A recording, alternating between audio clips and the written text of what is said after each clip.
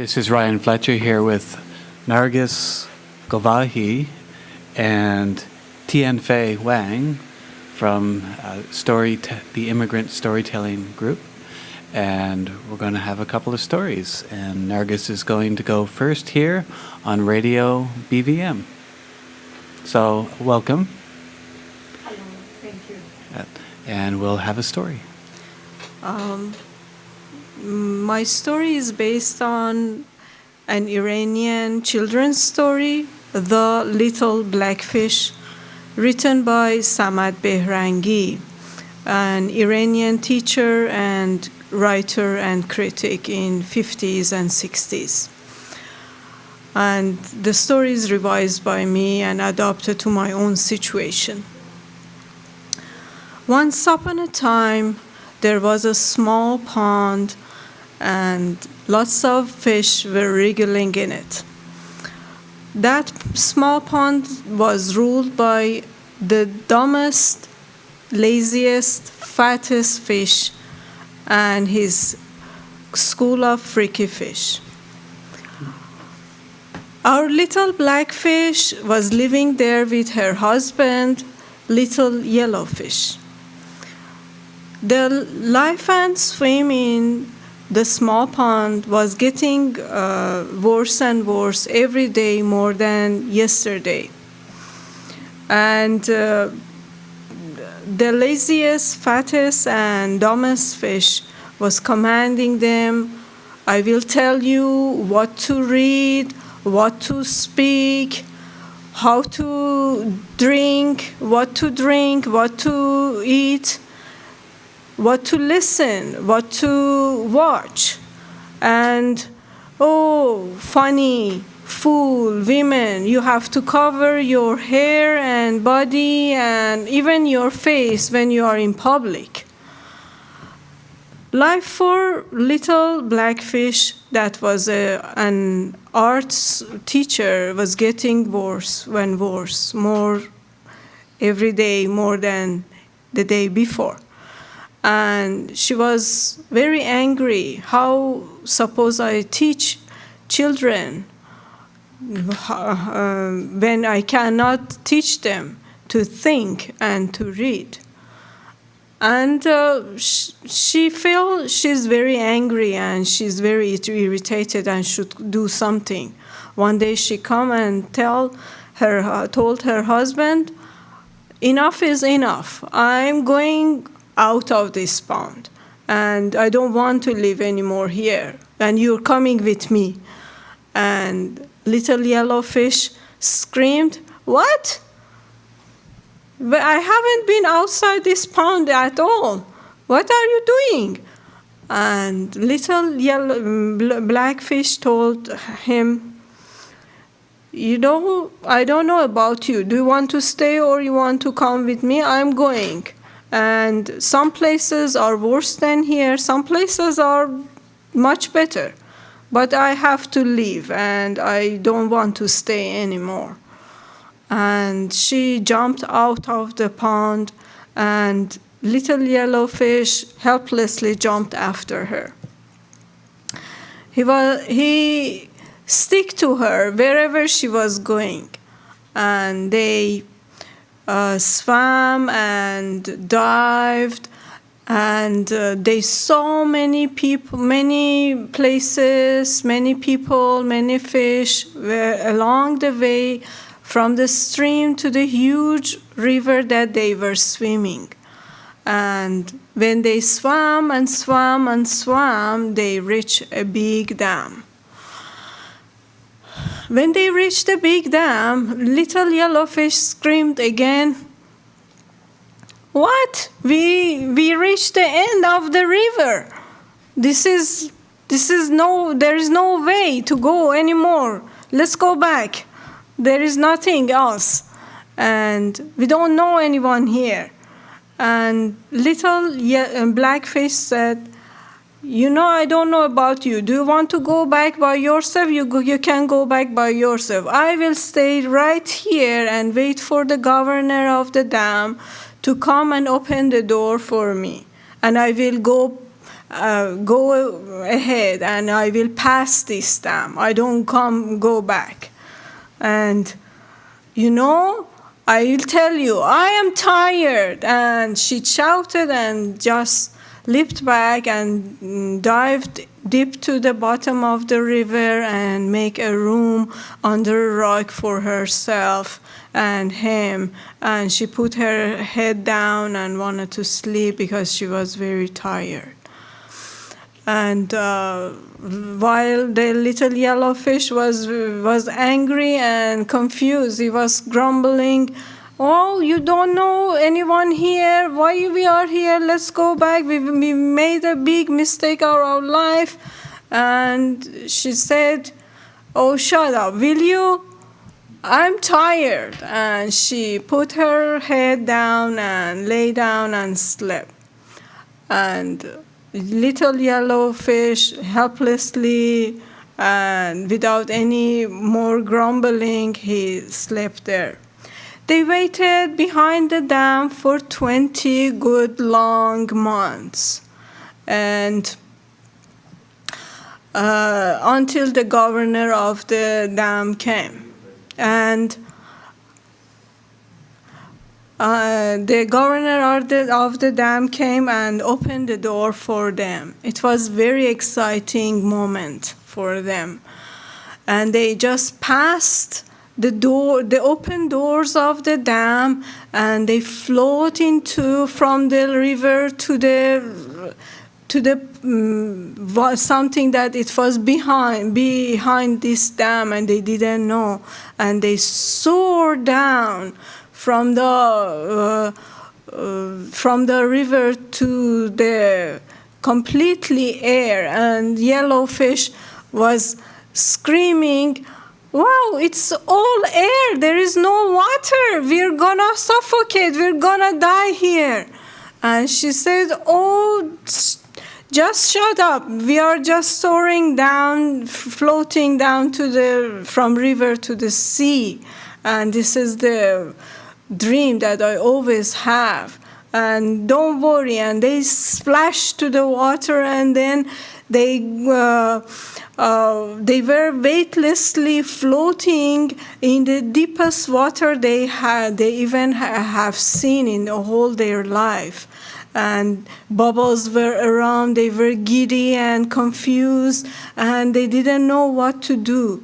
And when they relaxed a little bit more and they gathered their brain around, and they saw the most beautiful sight and thing that they have seen in their life, a school full of different fish, different colors, different shapes, different languages. They were welcoming them, and they all came from different ponds and lakes all around the world.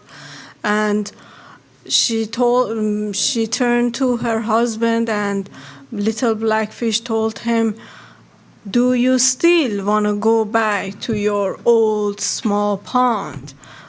And he said, "No way, am I looking crazy? Here is the best place in whole water to live in." And yes, Burnaby, with the most diverse culture in whole Canada, is the best place to live in. And they live and swim happily ever after in Burnaby. I really like how you added Burnaby at the end there. It's a wonderful story. Thank you. And how did you first hear of this story, or why did you choose this particular story to tell us today? The Little Blackfish was a story that I read first time in my life when I was very child.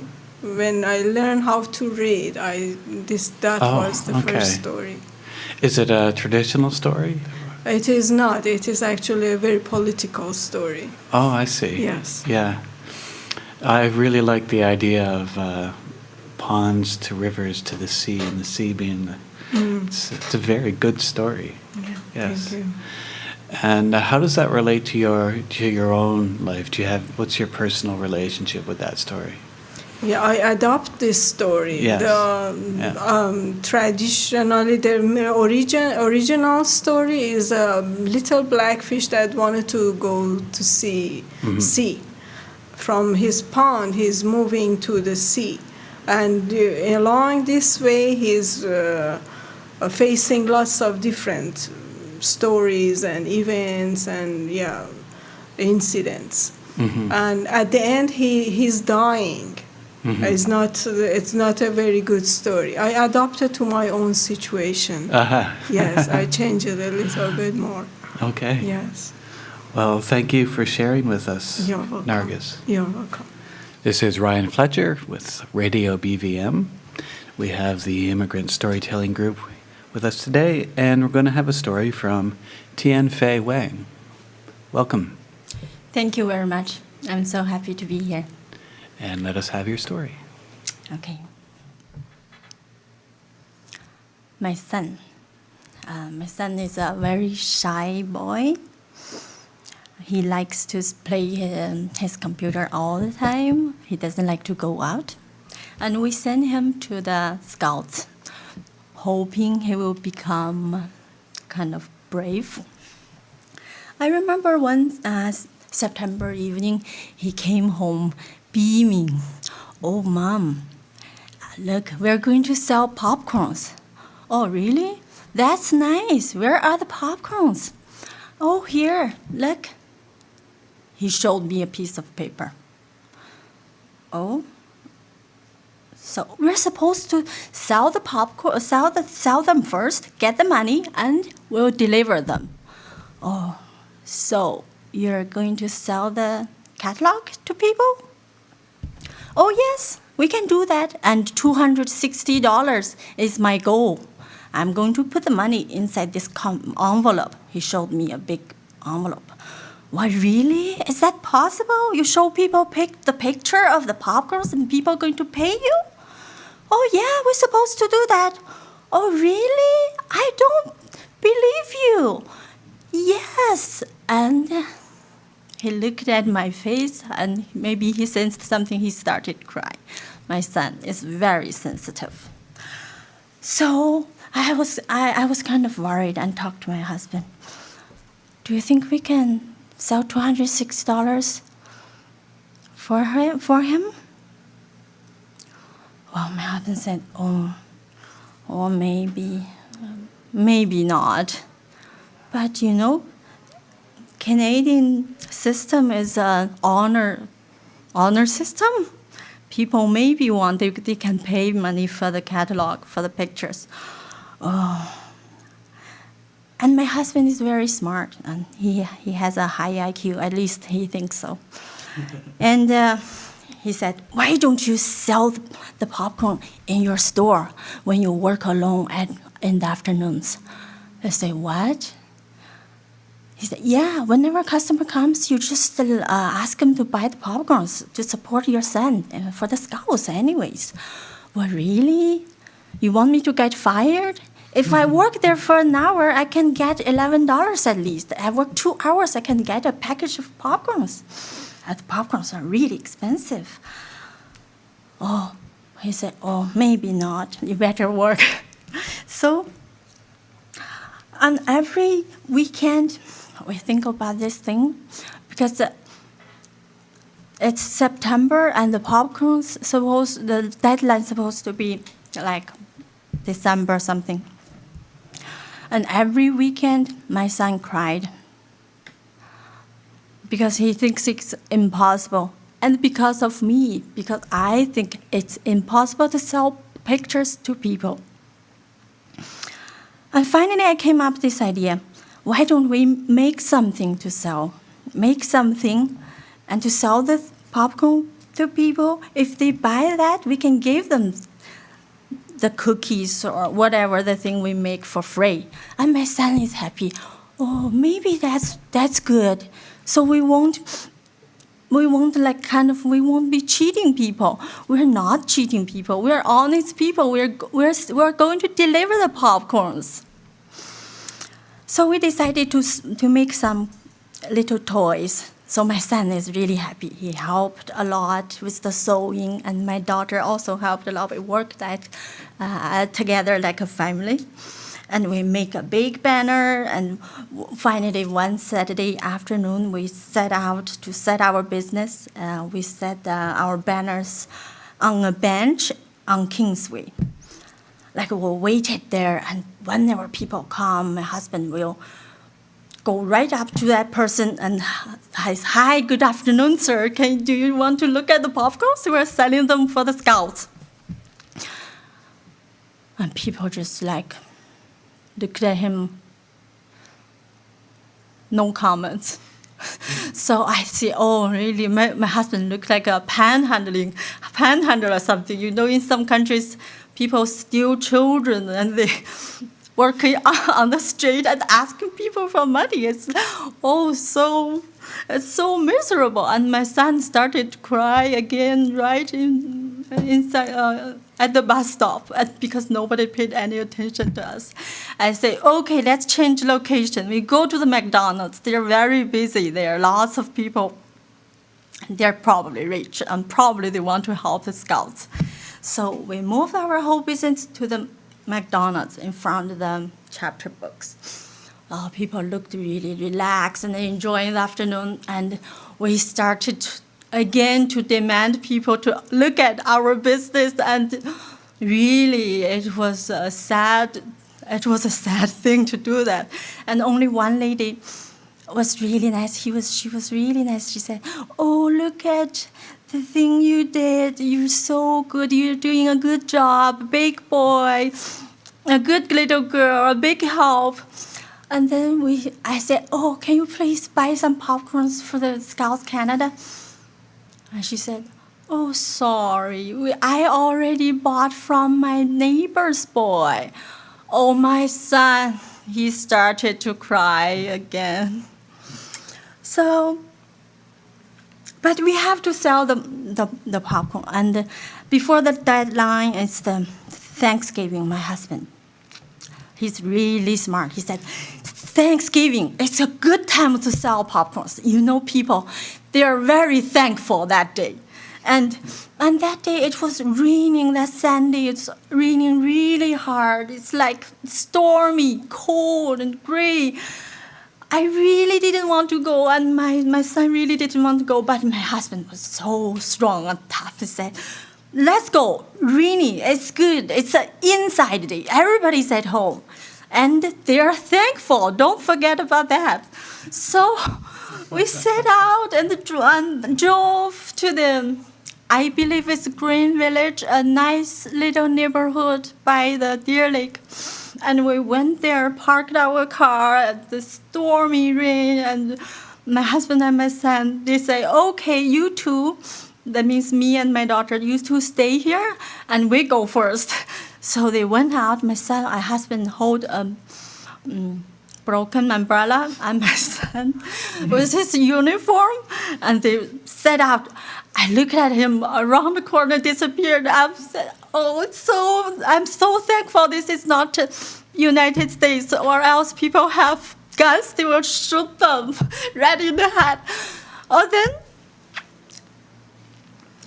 So I sit in the car, like looking at the rain with my daughter. "Oh, why I'm doing this? Why? I don't want to be here. Why I'm here to knock people's door and asking for money? This is not the thing I want. I want to go back to China." After about 30 minutes, my husband and my son, they came back, all soaked up. And my husband said, "Your turn." "What? So soon? Oh, it's my turn?" So I was about to cry, and my husband said, "Yes, it's your turn. You know, we sold already 4 packages, and I gave you some chance so you can practice your English." "Oh, really? So you did sell popcorns to people? Pictures? They're only pictures." "Yes," my son was so happy. He said, "People liked the craft we made." So they're really, and he showed me the list, and people's phone number, addresses, everything. Oh, this is unbelievable. Really, this works. Okay, I will go. So I went out with my son. Oh, and we started to knock people's doors. My son was leading the way. I could see he was really nervous, and his lips were trembling, but he did the job okay. He knocked it, and people opened the door, and my son started to say hello to them. I couldn't believe this is my son. Is this him? I can't believe him. I'm so happy. And we did also sell more packages, and one gentleman, he was really nice and gentle, and he even talked with my son about his own experience when he was young, when he was in the Scouts, when he went about to sell popcorns, and he bought the most expensive kind, and he took his time waiting for my son to do the math. And after we finished our $260, maybe we sold even more than that, and my son was really happy. And the clothes store, we stand in the rain, all soaked up, but he was so, with his big smile in his face, and said, "Can I take a picture of you?" Usually he doesn't want pictures, but that day, he was so proud and happy. I took a picture of him. I'm so thankful until today. Thank you. It's an incredible story. Thank you. It's very moving. Yeah. Thank you very much.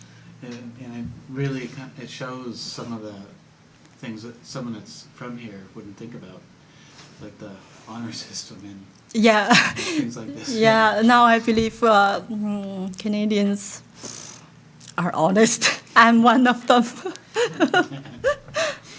Yeah, and I really like how, I mean, it doesn't seem like, to me, like it would be such a big problem, but it really was, and it's a really interesting story. And Yes, before, like, I thought everybody everybody is scared to sell things, but I don't know. I'm not a Scouts member. yeah, and so did you come up with that story yourself then? That's your own Yes, story, yes? that's the very real story of my family. My son, it happens to us. How long ago was this? When the 3 Scouts years happened? ago. Yeah. Yeah, around that time. Oh. 2 or 3 years ago. Okay. Well, thank you very much. Thank you very much. It's Tianfei Wang in the Burnaby Village Museum Radio with the Immigrant Storytelling Group. This is Ryan Fletcher, BVM Radio, and now we're going to talk with Naomi Steinberg, a professional storyteller, and we're going to talk about storytelling. And welcome. Thank you. Thank you very much for being here. It's a pleasure to be on BVM Radio. And I enjoyed working with Narges and Tianfei, who we just got to listen to as a facilitator. Jan Taylor, who organizes the Burnaby Storytelling Project, contracted me to come in, and we had 3 sessions together. And once again, I was struck by the power of stories and storytelling to foster community and to hold space for a real intercultural sharing. Not only do stories and storytelling bring us to a particular physical place, so for me it's really important as we, of all nations, learn to live together on what is unceded Coast Salish territory. It's really wonderful that we have opportunities to foster our listening and our telling skills. You know, when we arrived here at the Burnaby Museum, on our walk up from the front gate, we crossed over a creek. Yeah. And Diane mentioned that it's only recently that she learnt that there are so many fish who are still using that creek and coming home. Well. That's right. So, so in terms of, you know, the relevance of salmon to the West Coast and how, you know, how intricate their life cycle is and how important their life cycle is, it's so great to learn that story and to know that this land still has that possibility. These waters are still alive. And then to be able to move from that story, from the stories of topography, flora, fauna, through indigenous cultures, accessing indigenous wisdom, and then, like I say, all nations coming here, and so many angels dancing on the head of a pin. And when we can hear each other's stories, then we can benefit from each other's stories and understand that we're all navigating that same human experience of taking birth, living our lives, and dying, and figuring out along the way how to foster right relation, how to be happy, avoid misery, how to be honest. What does that mean to live with the honor system? And actually have the courage to sell pictures of popcorn, knowing that there's going to be a reciprocal exchange there, you know, and knowing that we can come from oppressive regimes, and if we have the courage to flow and to push, we may come to a very big pond where many people are figuring it out together. And there's a real, with the story sharing, I think it's a really easy way to start to feel that the universality of the human experience. Not so different. That's right. Yeah. I think that's one of the interesting aspects, is that we feel we're so different when we're all really all the same. That's right. Yeah. You know, there's a fairly famous quote that says it's impossible to hate someone whose story you know. Yeah. Whether that's their personal narrative or a story that comes from their culture, their country. It's been my experience time and time again that when I hear somebody's personal story or I hear a story from their country, I think, wow, different landscapes, different trees, different costumes, different food, but human experience. And so let's figure this thing out together. Okay. And very good then. Yeah. I do want to ask you, you're a professional storyteller, and I didn't even know that could happen. You could be a professional storyteller. Maybe you could tell me a little bit about what that involves. I certainly can. So it's been more than 10 years. I think I committed to the path of a storyteller in 2001. Yeah.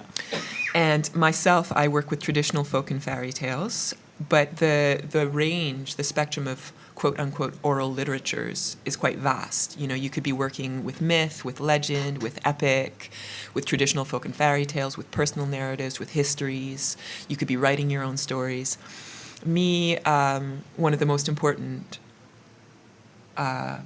tips or ways of understanding what storytelling is it's not an act of memorization, and it's not an act of characterization either. It's not theater. When I stand up, I remind people that actually at all times I will simply be myself. So in this case, I am just simply myself, Naomi, on the air. So I'm not pretending suddenly to be the queen of Spain and telling you that once upon a time in a land far, far away, I did such and such. No, well, I'm telling you a story about something that happened, and I'm inviting you along to ride on the magic carpet of my breath.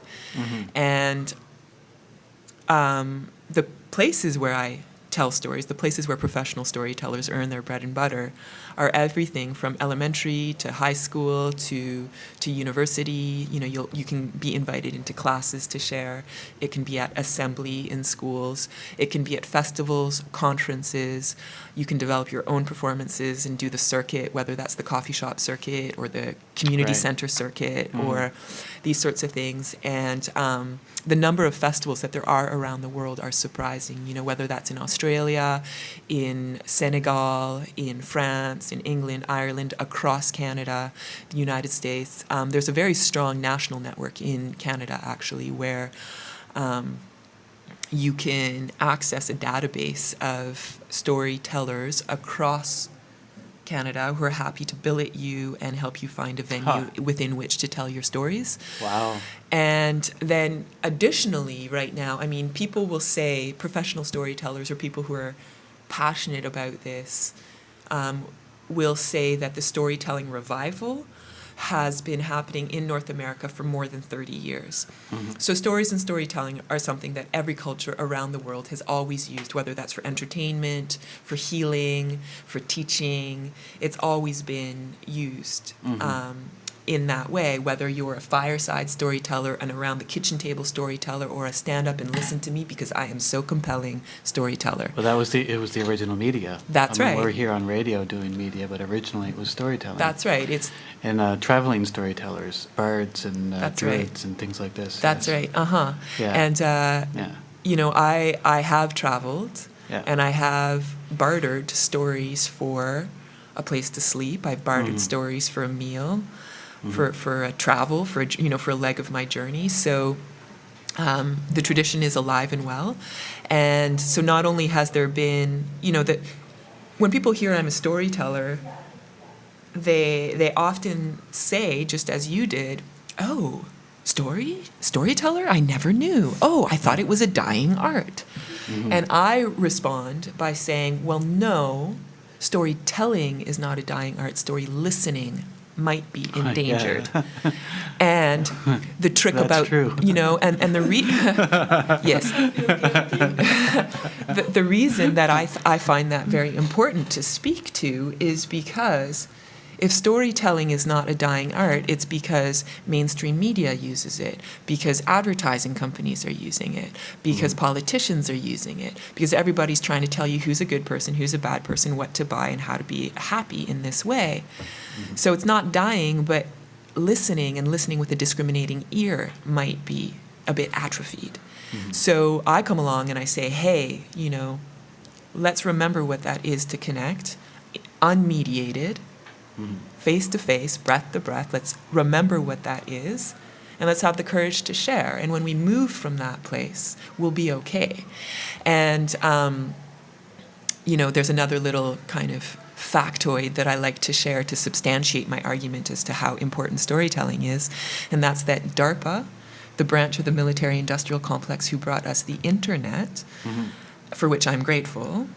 So the military-industrial complex is studying story structure actively, actually, right now, because they recognize that it is the best way to control the people, to decide who's in, who's out, and to justify acts of who knows what. So, great, DARPA agrees with what we storytellers know and feel.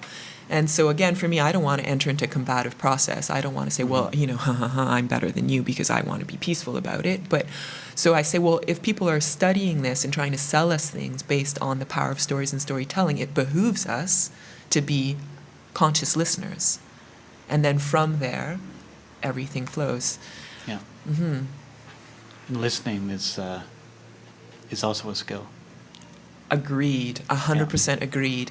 This past year I was storyteller in residence at a school out in Maple Ridge, and that was it, time and time again. Like, what I had to start with, where I had to start with the kids was listening, and just feeling safe enough, feeling warm enough, feeling calm enough, having less white sugar coursing through your veins. All of these things will help a person settle back and simply be able to be transported on the magic carpet of breath and story. Yeah. So yeah, it's a skill for sure. Another challenge is that in school we're taught to listen for facts that we're going to have to remember later, which isn't actually listening. It's not receiving the story. It's waiting for the word that you're supposed to know. Yeah, well said. Well, and a very important point as well. Yeah. And it's true, stories and storytelling, it is a sequence of events, which may be circular in nature or spiraled or however, but it is a sequence of events. This happened. However, there's a whole substrate that as storytellers, when we learn to paint with our words, when we're inviting the senses to engage, well, what's actually happening through the senses, our emotions are awakened, and we're listening on such a deep level, and that is where also the imagination gets to practice. And here I am on my passionate storytelling horse, but quite honestly, with an atrophied imagination and zero or very few emotional skills, how are we ever going to move through the challenges that contemporary society presents us? So, I'm a strong advocate for stories and storytelling. You are. And therefore, yeah, I am. Therefore, very grateful to have had the opportunity to work with immigrant and refugee populations in Burnaby, and grateful to BVM for having us here on the air. All right. Well, thank you very much. It's been fun. Great, thank you.